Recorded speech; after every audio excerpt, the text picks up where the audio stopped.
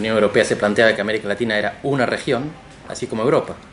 Europa tiene unos 50 países, de los cuales 27 forman parte de un bloque, la Unión Europea. América Latina son unos 20 países, contando el Caribe 33. Y la Unión Europea ingenuamente supuso que iban a tender a converger y unificarse como pasó en Europa. Eso no... Mucha gente pensaba que no sería así, hoy está claro que no lo será. Y la Unión Europea no adaptó su software para lidiar con esta nueva situación. Hay algunos que sugieren que la estrategia correcta ahora es bilateral, tratar con países por países, país por país. Brasil, México, los emergentes, los bien comportados, tipo Chile. Y otros que dicen que hay que privilegiar los bloques similares y dejar que el resto haga su camino, pero no perder demasiado el tiempo con ello. Pero el nuevo mapa de América Latina, la característica principal que tiene es que está en movimiento, no es definitivo. Hoy está de esta manera, dentro de 10 años va a estar de otra y nadie puede prever. Eso depende de cosas tan contingentes como la enfermedad de Chávez y de cosas tan estructurales como el crecimiento de China, que determina en parte la fragmentación del continente, porque algunos orbitan cada vez más dentro de su esfera de influencia y otros siguen dentro de la esfera norteamericana.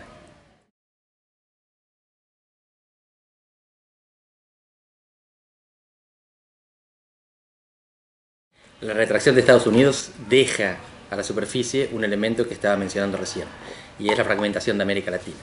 Estados Unidos siempre tuvo influencia en lo que alguna vez se llamó su patio trasero, pero ellos nunca invadieron directamente un país sudamericano. La influencia directa se ejercía en América Central, México y el Caribe, y la influencia indirecta se ejercía en América del Sur.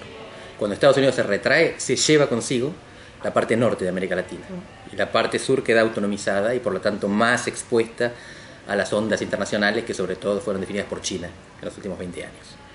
Dentro de América del Sur están tanto Venezuela como Brasil, pero esa rivalidad es contingente y aparente. Brasil tiene 190 millones de habitantes y Venezuela tiene 27. Brasil tiene una estructura económica productiva y exportadora y está bien inserta en el mundo, mientras Venezuela exporta 90% de petróleo e importa prácticamente el 70% de los alimentos que consume. La economía venezolana es insustentable en el largo plazo, mientras que la brasileña está mejor estructurada, va a sufrir tremendo bajón con la crisis europea que va a producir una crisis global, pero aún así Brasil tiene estructura para ser un actor global y Venezuela no.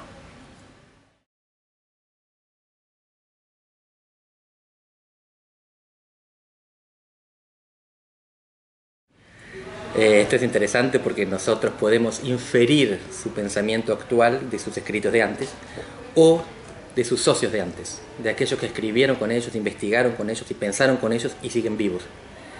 Y uno de ellos es Philip Schmitter.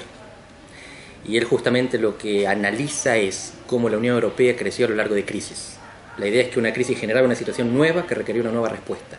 Y esa respuesta tendía a profundizar la integración, con excepciones. He estudiado cuando la decisión iba para atrás. La crisis de la silla vacía, con De Gaulle intergubernamentaliza la Unión Europea, que antes era más supranacional. Pero lo interesante es que ellos definen a las crisis en dos: las crisis malas y las crisis buenas. Las crisis malas son las que producen acumulación de clivajes, separan de forma permanente a un grupo en dos.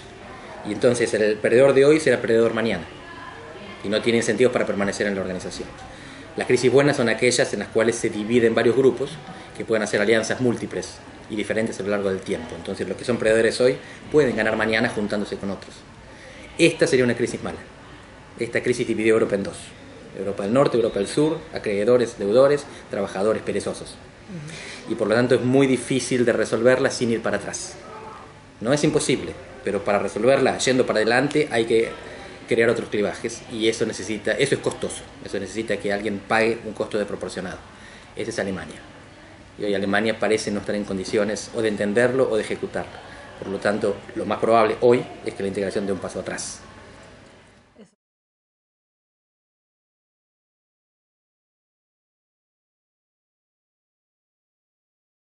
A nivel nacional, el radicalismo prácticamente desapareció en la capital federal y en el conurbano bonaerense, pero mantiene varias provincias del interior. Y para darte unos números, tiene 2 gobernaciones, nada más de 24. Sacó nada más que el 11% de las elecciones presidenciales. Pero tiene casi el 20% de los diputados, más del 20% de los senadores, cerca del 25% de las intendencias y el 43% de las capitales provinciales.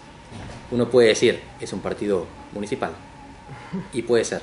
La cuestión es que los municipios y las provincias son la base de la construcción política en Argentina. Por lo tanto, el radicalismo lo que tiene es inercia.